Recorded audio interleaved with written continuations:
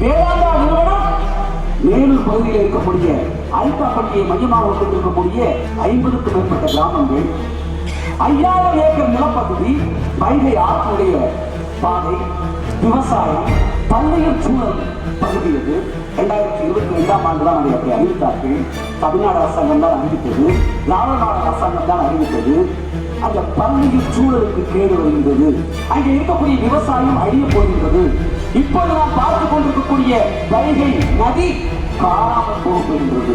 தமிழ்நாட்டின் மேலும் மலைகளிலே டங்ஸ்டன் சுரங்கம் தோன்றுவதற்கு தமிழ்நாட்டிலிருந்து அனுமதி கொடுத்தது எடப்பாடியா ஸ்டாலினா என்ற உண்மை தமிழ்நாட்டு மக்களுக்கு தெரிந்தாக வேண்டும். யார் சுரங்கம் தோன்றுவதற்கு அனுமதி கொடுத்தது, தரவுகளை கொடுத்தது, குறிப்புகளை கொடுத்தது இந்திய ஒன்றிய அரசாங்கத்திற்கு, வேளாண்மைக்கு என்ற கேள்வி எங்களுக்கு முன்னால் எழுதி நிற்கின்றது. அந்த கேள்விக்கு எங்களுக்கு துணை இருந்தாக வேண்டும். நம்முடைய மண்ணை, நம்முடைய வரலாற்றை, நம்முடைய விவசாயத்தை, நம்முடைய மலைகளை, நம்முடைய உயிரினங்களை, நம்முடைய தொன்மையை, நம்முடைய நீர்நிலைகளை பாதுகாக்க வேண்டிய மிகப்பெரிய பொறுப்பும் கடமையும் இந்த தலைமுறைக்கு யாரெல்லாம் இப்போது உயிரோடு வாழ்ந்து கொண்டிருக்கின்றோமோ நமக்கு இருக்கின்றது.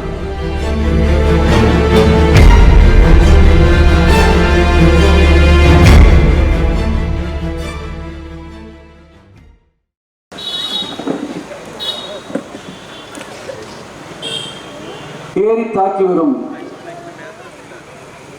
காடி கார்பரேட் பாசிசம், கிளர்ந்தெழு, போராடு என்ற முழக்கத்தின் அடிப்படையில் தமிழ்நாடு தழுவிய 2 மாத இயக்கங்களை நடத்தி இன்று அதன் நிறைவாக இந்த பொதுக்கூட்டத்தை நடத்தி கொண்டிருக்கக்கூடிய புரட்சிகர மக்கள் அதிகாரத்தின் மாநில இணைச் செயலாளர், கூட்டத்தினுடைய தலைவர் தோழர் கோபிநாத் அவர்களே, சிறப்புரையாற்ற இருக்கின்ற புரட்சிகர மக்கள் அதிகாரத்தினுடைய மாநில செயலாளர் அன்பு தோழர் முத்துக்குமார் அவர்களே, பெங்களூரு உயர்நீதிமன்றத்தினுடைய வழக்கறிஞர் மரியாதைக்குரிய தோழர் பாலன் அவர்களே, இந்த பொதுக்கூட்டத்திலே கலந்து கொள்வதற்காக தமிழ்நாட்டினுடைய பல பகுதிகளில் இருந்தும் இங்கே குழுமி இருக்கக்கூடிய எமது பேரன்புக்குரிய இருபால் தோழர்களே, உங்கள் அனைவருக்கும்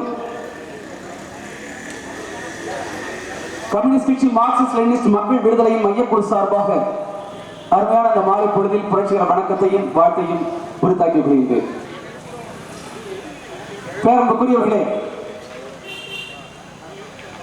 முதலில் இந்த கூட்டத்தை நடத்துவதற்காக, இப்படிப்பட்ட ஒரு தலைப்பை கொடுத்து நடத்துவதற்காக புரட்சிகர மக்கள் அதிகாரத்தினுடைய தலைமைக்கு மக்கள் விடுதலை கம்யூனிஸ்ட் கட்சியின் சார்பில் எனது நெஞ்சார்ந்த பாராட்டை உரித்தாக்குகின்றேன். தோழர்களே,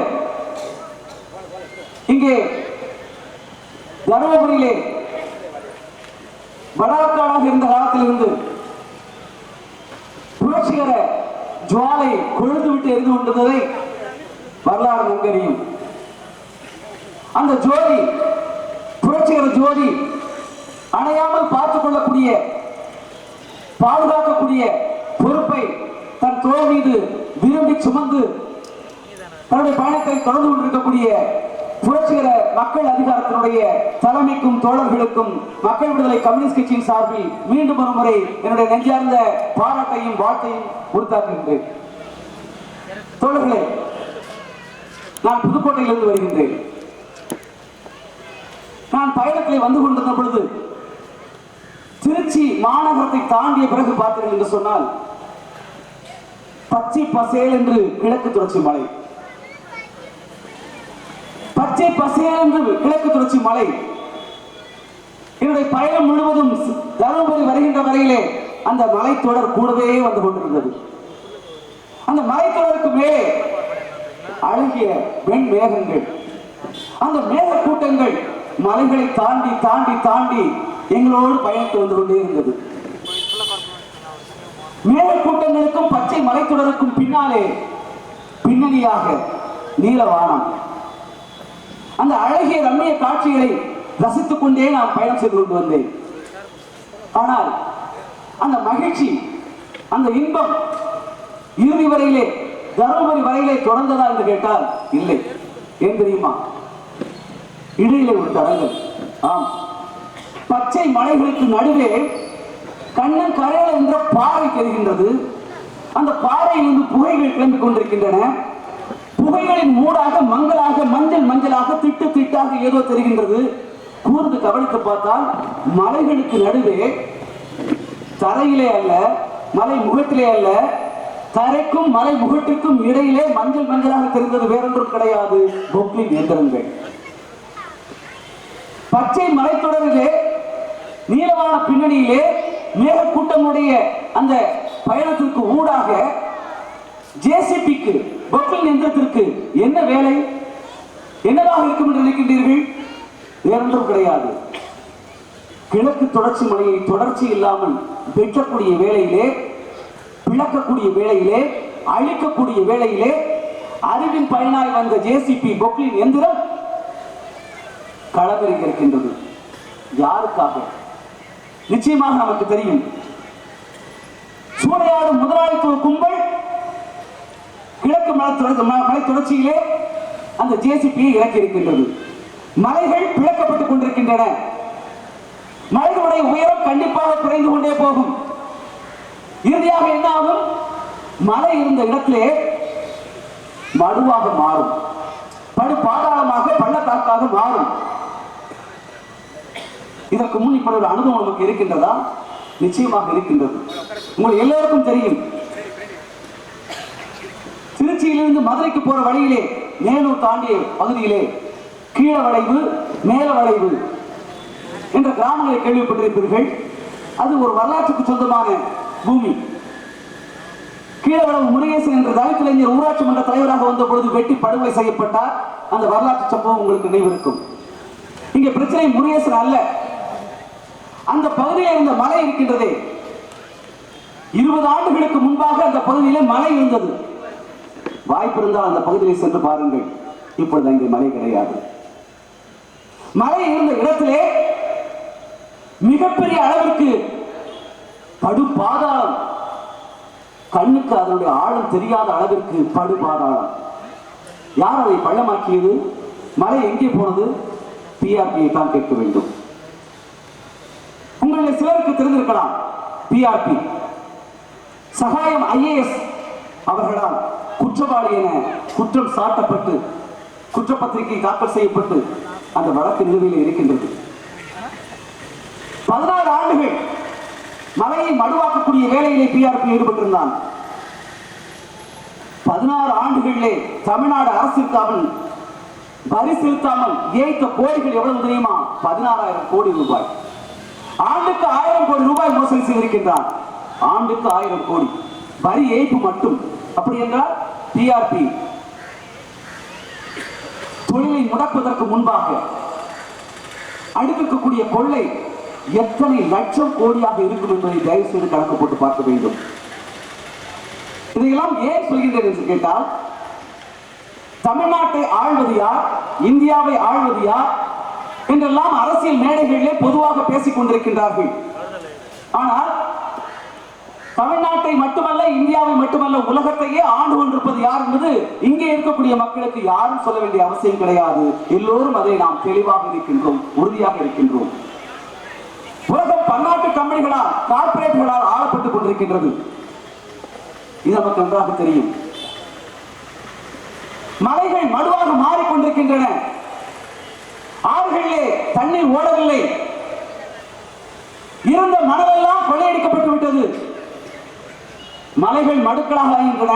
ஆறுகளிலே தண்ணீர் கிடையாது. இருந்த மணல் கொள்ளையடிக்கப்பட்டு விட்டது. கடலில் இருந்து மீனவர்கள் வெட்டப்பட்டுக் கொண்டிருக்கின்றார்கள். காட்டுப்பள்ளி துறைமுகத்தை அதானிக்கு தாரை வார்த்து கொடுத்திருக்கின்றது இந்திய அரசாங்கமும் தமிழ்நாடு அரசாங்கமும். தாரை வார்க்கப்பட்ட அந்த நிலத்திலிருந்து பல 1000 ஆண்டுகளாக அந்த நிலத்திலே வாழ்ந்து கொண்டிருந்த மீனவ பெருங்குடி மக்களை, உனக்கு இந்த இடம் சொந்தம் கிடையாது, பட்டா இன்னிடத்தில் இருக்கின்றது, வெளியே என்று விரட்டக்கூடிய வேலையிலே அதானி கும்பல் ஈடுபட்டிருக்கின்றது. காட்டுப்பள்ளி துறைமுகத்திலே உங்களுக்கு தெரியும், பரந்தூர் விமான நிலையம் உருவாக்குவதற்காக நிலங்கள் தடாவடியாக அடாவடியாக தமிழ்நாடு அரசாங்கத்தால் கைப்பற்றப்பட்டு அந்த பகுதியில் இருக்கக்கூடிய விவசாயிகள் விவசாயத்தை விட்டும் விளை நிலங்களிலிருந்தும் சொந்த ஊர்களிலிருந்தும் விரட்டப்படக்கூடிய மிக மோசமான வேலையை திமுக அரசாங்கம் செய்து கொண்டிருக்கின்றது. சரி, இதற்காக இதையெல்லாம் சொல்கின்றோம். உண்மையிலேயே இங்கே என்னதான் பிரச்சனை? எனக்கு கொடுத்திருக்கக்கூடிய ஒரு தலைப்பு இருக்கின்றது. மதுரை மேலூர் பகுதியில் இருக்கக்கூடிய டங்ஸ்டன் சுரங்க திட்டம், அந்த திட்டத்திற்கு எதிர்ப்பு போராட்டங்கள், இது பற்றி தான் நாம் பேச வேண்டும். ஆனால் இது பற்றி பேசுவதற்கு முன்பாக ஒரு பல்லவியை கொடுக்க வேண்டிய தேவை இருந்தது. இப்பொழுது இங்கே இருக்கக்கூடிய இந்த தலைமுறையை சேர்ந்தவர்களுக்கு மலையை தெரியும், ஆறை தெரியும், கடலை தெரியும், விவசாயம் தெரியும். ஆனால் அடுத்த தலைமுறைக்கு இதெல்லாம் தெரிவதற்கான வாய்ப்பு இருக்கின்றதா? அந்த வாய்ப்பு அவர்களுக்கு வழங்கப்படுமா என்பது கேள்வியாக இருக்கின்றது. இதுதான் மலை, பார்த்துக்கொள். இதுதான் கடல், பார்த்துக்கொள். இதுதான் விளைநிலம், இதுதான் விவசாயம், இதுதான் ஆறு, இதுதான் இங்கிருந்துதான் நமக்கு உணவு கிடைக்கின்றது என்றெல்லாம் நாம் இப்பொழுது இருக்கக்கூடிய தலைமுறைக்கு சொல்லிக் கொடுத்திருக்கின்றோம். ஆனால் நம்மளுக்கு அடுத்த தலைமுறை, அதற்கு அடுத்த தலைமுறைக்கு இதெல்லாம் காட்டுவதற்கு படம் தான் மிஞ்சும். இந்த போக்கு இப்படியே நீடித்தால் படங்களிலே, புகைப்படங்களிலே தான் அல்லது வீடியோக்களிலே தான் நாம் இவற்றை எல்லாம் காட்ட முடியும், சொல்லிக் கொடுக்க முடியும். அப்படிப்பட்ட நிலையை நாம் எட்டுக் கொண்டிருக்கின்றோம். இந்த தருணத்திலே தான் இந்திய ஆட்சியாளர்கள், இந்திய அரசாங்கம் என்ன பாதையிலே சென்று கொண்டிருக்கின்றதோ, என்ன கொள்கையை நடைமுறைப்படுத்திக் கொண்டிருக்கின்றதோ, அதே கொள்கையை அச்சு பெறாமல் தமிழ்நாட்டிலே அதை விட தீவிரமாக நடைமுறைப்படுத்தக்கூடிய ஒரு ஆட்சி திராவிட முன்னேற்ற கழகத்தினுடைய திராவிட மாடல் ஆட்சியாக இருக்கின்றது என்பதை நாம் புரிந்து கொள்ள வேண்டும். எப்படி சொல்கின்றோம்? உங்களுக்கு நன்றாக தெரியும், மதுரை பாண்டியர் ஆண்ட பூமி, பாண்டிய பேரரசின் தலைநகரம். பாண்டிய பேரரசுடைய தலைநகரம் எங்கே அமைந்திருக்கின்றது? வைகை ஆற்று படுகையிலே அமைந்திருக்கின்றது. அந்த வைகை ஆற்று படுகையிலே கை வைக்கக்கூடிய வேலையை இன்று ஒரு நிறுவனம் செய்து கொண்டிருக்கின்றது. யாருடைய ஒத்துழைப்போடு? இந்திய அரசாங்கம், தமிழ்நாடு அரசாங்கத்துடைய ஒத்துழைப்போடு. இவர்கள் உதவி இல்லாமல் நேரடியாக ஒரு கார்பரேட் கம்பெனி, ஒரு சூறையாடு முதலாளித்துவ கம்பெனி மதுரை மேலூரில் இருக்கக்கூடிய மலையிலே கால் வைக்க முடியுமா? யோசித்து பாருங்கள். அங்கே டங்ஸ்டன் உலோகம் இருக்கின்றது என்பதை கண்டுபிடிப்பதற்கு யார் உதவி செய்தார்கள்? நம்முடைய பணம் உதவி செய்திருக்கின்றது. எப்படி? சேட்டலைட், செயற்கைக்கோள் இந்தியாவிலிருந்து நிறைய ஏவப்பட்டுக் கொண்டிருக்கின்றது. செயற்கைக்கோள் விஞ்ஞானத்திலே இந்த உலகத்தில் இருக்கக்கூடிய விரல் விட்டு எண்ணக்கூடிய முதல் 5 நாடுகளில் இந்தியாவும் உண்டு. இந்த வளர்ச்சி, இந்த அறிவியல் தொழில்நுட்ப வளர்ச்சி யாருக்கு பயன்படுகின்றது? சூறையாடு முதலாளித்துவ கும்பலுக்கு பயன்படுகின்றது. எப்படி? இந்தியாவிலே, தமிழ்நாட்டிலே எந்த பகுதியிலே மீத்தேன் இருக்கின்றது, எந்த பகுதியிலே ஹைட்ரோ கார்பன் இருக்கின்றது, எந்த பகுதியிலே தாமிரம் இருக்கின்றது, எந்த பகுதியிலே டங்ஸ்டன் இருக்கின்றது என்று கண்டுபிடித்து அவர்களுக்கு சொல்லி, அவர்கள் இந்த அரசாங்கத்தை, ஆட்சியாளர்களை, அரசியல் கட்சிகளை பயன்படுத்திக் கொண்டு என்று அவருடைய எடுபடிகள் தான் இவர்கள், அவருடைய ஏவலாளிகள் தான் இவர்கள், அவருடைய பணியாட்கள் தான் இவர்கள். அது எந்த கட்சியாக இருந்தாலும், எந்த தலைவராக இருந்தாலும், இந்திய அரசாக இருந்தாலும், அது தமிழ்நாடு அரசாக இருந்தாலும் என்ன, எல்லோரும் அவருடைய பணியாட்கள். அந்த அடிப்படையில் அவர்கள் காலாளிட்ட பணியை சிறமேற்கொண்டு செய்யக்கூடிய ஏவலாளாக இருக்கக்கூடிய இந்திய அரசாங்கமும் தமிழ்நாடு அரசாங்கமும் ஒன்றிணைந்து டங்ஸ்டன் எங்கே இருக்கின்றது என்பதை வேதாந்தா நிறுவனத்திற்கு சொல்கின்றார்கள்.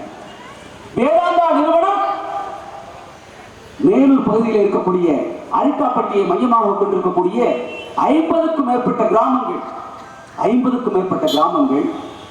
5000 ஏக்கர் நிலப்பகுதி, வைகை ஆற்றுடைய பாதை, விவசாயம், பல்லுயிர் சூழல் பகுதி. அது 2022ஆம் ஆண்டு தான் அதை அப்படி அறிவித்தார்கள். தமிழ்நாடு அரசாங்கம் தான் அறிவித்தது, திராவிட மாடல் அரசாங்கம் தான் அறிவித்தது. அந்த பல்லுயிர் சூழலுக்கு கேடு வருகின்றது. அங்கே இருக்கக்கூடிய விவசாயம் அழிய போகின்றது. இப்பொழுது நாம் பார்த்துக் கொண்டிருக்கக்கூடிய வைகை நதி காணாமல் போக போகின்றது. அங்கே இருக்கக்கூடிய 7 மலைகள் தருமபுரி இருப்பது கிழக்கு தொடர்ச்சி மலை, மதுரை வேலூர் அமைந்திருப்பது மேற்கு தொடர்ச்சி மலை. இங்கே நாம் பார்த்துக் கொண்டிருக்கின்றோமே, இப்பொழுது கை வைத்திருக்கின்றார்களே கிழக்கு தொடர்ச்சி மலையை அழிப்பதற்கான முயற்சி, அந்த சதி திட்டம் அதே போன்றுதான் அங்கேயும் ஒரு சதி திட்டம் அரங்கேறி இருக்கின்றது. 7 மலைகள் காணாமல் போயிருக்கின்றன. பல்லுயிர்கள் இங்கே வாழ்ந்து கொண்டிருக்கின்றன. அந்த பல்லுயிர்கள் வாழ்வதற்கான இடமாக இனிமேல் அது இருக்காது. அந்த இடம் உயிர்கள் வாழ்வதற்கே ஏதுவான இடமாக இல்லாமல் போக போகின்றது. அது மட்டுமல்ல, அங்கே இருக்கக்கூடிய 50 கிராமத்து மக்களும் அந்த கிராமத்தை விட்டு வெளியேற்றப்பட போகின்றார்கள். வெளியேற்றல் ஆக வேண்டும். ஏனென்றால் மலையிலே கை வைத்தால் சுற்றுச்சூழல் மாசுபடும். எனவே அங்கே மனித உயிர்கள் வாழ முடியாது. எல்லாவற்றிற்கும் மேலாக இன்னொரு முக்கியமான விடயம் இருக்கின்றது. கிட்டத்தட்ட 3500 ஆண்டுகள் பழமையான வரலாற்றை கொண்டிருக்கக்கூடிய பகுதி அந்த பகுதி. ஓராண்டல்ல, ஒரு நூற்றாண்டல்ல, 2 நூற்றாண்டல்ல, 3500 ஆண்டு கால தமிழர்களுடைய வரலாறு அங்கே அடங்கி இருக்கின்றது, புதைந்து கிடக்கின்றது. குடவரை கோயில், சிவன் கோயில் இருக்கின்றது, புத்தர் சிலை இருக்கின்றது, சுனைகள் இருக்கின்றன, குளம் குட்டைகள் இருக்கின்றன, நீர்நிலைகள் இருக்கின்றன, சமணர் படுக்கைகள் இருக்கின்றன. இப்படி நீண்ட வரலாற்றை கொண்டிருக்கக்கூடிய அந்த பகுதியிலே டங்ஸ்டன் இருக்கின்றது என்பதை கண்டறிந்து சொல்லியது யார்? நேரடியாக வேதாந்தா ஈடுபடவில்லை. வேதாந்தாவினுடைய லாப வெறிக்காக இந்திய அரசாங்கமும் தமிழ்நாடு அரசாங்கம் சேர்ந்து செய்த சதியின் விளைவு டங்ஸ்டன் அங்கே இருப்பதை அறிந்து அந்த இடத்திற்கு வேதாந்தா வருகின்றார். வேதாந்தாவை உங்களுக்கு நன்றாக தெரியும், ஸ்டெர்லைட்டினுடைய கதாநாயகன். அந்த நிறுவனம் மூடப்பட்டு கிடக்கின்றது. அதை திறப்பதற்காக படாத பாடுபட்டுக் கொண்டிருக்கின்றார். ஆழ்வர்களும் அதற்கு துணையாக இருக்கின்றார்கள். வேறு வழி கிடையாது அவர்களுக்கு, அவர்கள் அடிமைகள். ஆனால் அது திறக்க முடியவில்லை. இந்த வேளையிலே, இந்த சூழலிலே வேதாந்தாவின் இன்னொரு துணை நிறுவனமாக இருக்கக்கூடிய இந்துஸ்தான் சிங் நிறுவனம், அந்த நிறுவனத்திற்கு தான் ஏலம் விட்டிருக்கின்றார்கள். ஏலம் விட்டது யார்? இந்திய ஒன்றிய அரசாங்கத்தினுடைய சுரங்கத்துறை. இதற்கான தரவுகளை கொடுத்தது யார்? குறிப்புகளை கொடுத்தது யார்? தமிழ்நாடு அரசாங்கம். இல்லை என்று மறுக்கின்றார்கள். தமிழ்நாடு அரசாங்கம் இல்லை என்று மறுக்கின்றது. நீதான் கொடுத்தாய் என்று சொல்வது யார்? நேற்று முதலமைச்சராக இருந்த எடப்பாடி பழனிசாமி. இல்லை இல்லை, நாங்கள் கொடுக்கவில்லை, நீங்கள் தான் கொடுத்தீர்கள் என்று ஸ்டாலின் மறுக்கின்றார். எடப்பாடிக்கும் ஸ்டாலினுக்கும் இடையே போராட்டம் நடந்து கொண்டிருக்கின்றது. அது பற்றி நமக்கு கவலை கிடையாது. ஏனென்றால் அது கொள்ளையடிப்பதற்கான போராட்டம். அந்த போராட்டத்தை பற்றி நமக்கு கவலை கிடையாது. ஆனால் நம்முடைய மண்ணை, நம்முடைய வரலாற்றை, நம்முடைய விவசாயத்தை, நம்முடைய மலைகளை, நம்முடைய உயிரினங்களை, நம்முடைய தொன்மையை, நம்முடைய நீர்நிலைகளை பாதுகாக்க வேண்டிய மிகப்பெரிய பொறுப்பும் கடமையும் இந்த தலைமுறைக்கு யாரெல்லாம் இப்பொழுது உயிரோடு வாழ்ந்து கொண்டிருக்கின்றோமோ நமக்கு இருக்கின்றது. நாம் என்ன செய்ய போகின்றோம் என்பதுதான் கேள்வி. திராவிட மாடல் அரசாங்கத்தினுடைய பிரதிநிதியாக மதுரை மாவட்டத்தினுடைய அமைச்சர், வணிகவரித்துறை அமைச்சர் மூர்த்தி போராட்ட களத்திற்கு நேரே சென்று போராடுகின்ற ஒற்றை பார்த்து பேசி போராட்டத்தை தற்காலிகமாக நிறுத்தி வைத்திருக்கின்றார். எதன் அடிப்படையில் தெரியுமா? நாங்கள் அனுமதி கொடுக்க மாட்டோம். டங்ஸ்டன் உலகம் தோண்டுவதற்காக, சுரங்கம் தோண்டுவதற்காக இந்திய அரசாங்கம் முயற்சித்தால் நாங்கள் அதை அனுமதிக்க மாட்டோம். எங்களுடைய அனுமதி இல்லாமல் அவர்கள் சுரங்கத்தை தோண்ட முடியாது என்று மூர்த்தி உத்தரவாதத்தை கொடுத்திருக்கின்றார், உறுதிமொழியை கொடுத்திருக்கின்றார். போராட்டத்தை மக்கள் நிறுத்தி வைத்திருக்கின்றார்கள் தற்காலிகமாக. மூர்த்தி கொடுத்த உறுதிமொழியின் பேரில் மட்டுமல்ல, இந்திய ஒன்றிய அரசாங்கத்துடைய சுரங்கத்துறை அமைச்சரும் போராட்டத்தை நாங்கள் கவனித்துக் கொண்டிருக்கின்றோம், உங்களுடைய கோரிக்கை பரிசீலிக்கப்படும், நல்ல முடிவை நாங்கள் சொல்கின்றோம் என்று சொல்லியிருக்கின்றார். அந்த அடிப்படையிலே அந்த போராட்டம் என்பது தற்காலிகமாக நிறுத்தி வைக்கப்பட்டிருக்கின்றது. இப்போது டங்ஸ்டன் திட்ட எதிர்ப்பு கூட்டமைப்பு என்ற கூட்டமைப்பை பல்வேறு அமைப்புகள் சேர்ந்து மதுரையிலே உருவாக்கி இருக்கின்றோம். அதன் சார்பாக நாளை ஒரு போராட்டம் நடக்க இருக்கின்றது. மதுரையிலே மாவட்ட ஆட்சியர் அலுவலகத்திற்கு முன்னால் போராட்டம் நடக்க இருக்கின்றது. இந்த போராட்டத்தின் வாயிலாக தமிழ்நாடு அரசாங்கத்திற்கு நாம் ஒரே ஒரு விடயத்தை முன்வைக்க இருக்கின்றோம். இந்திய ஒன்றிய அரசாங்கம் உங்களை மீறி மேலூர் மலையிலே இறங்க முடியாது, கால் வைக்க முடியாது என்று சொல்லியிருக்கின்றீர்கள். நாங்கள் எங்கள் மீது, எங்கள் போராட்டத்தின் மீது நம்பிக்கை உள்ளவர்கள், நீங்கள் சொல்வதற்காக அல்ல, எங்களை மீறி இறங்க முடியாது என்ற நம்பிக்கை எங்களுக்கு இருக்கின்ற காரணத்தினாலே தற்காலிகமாக போராட்டத்தை நிறுத்தி வைத்திருக்கின்றோம்.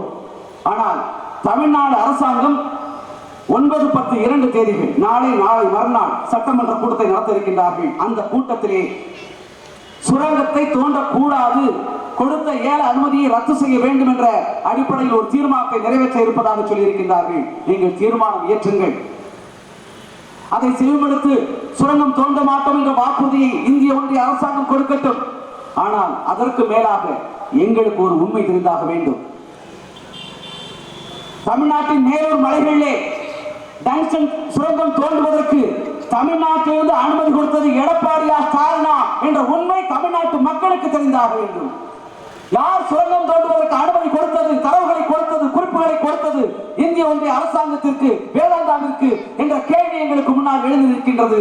அந்த கேள்விக்கு எங்களுக்கு விடை தெரிந்தாக வேண்டும். எனவே வருகின்ற இந்த சட்டமன்ற கூட்டத்தொடரில் தீர்மானம் இயற்றுவதோடு நிறுத்திவிடாமல் எடப்பாடியும் ஸ்டாலினும் நேருக்கு நேராக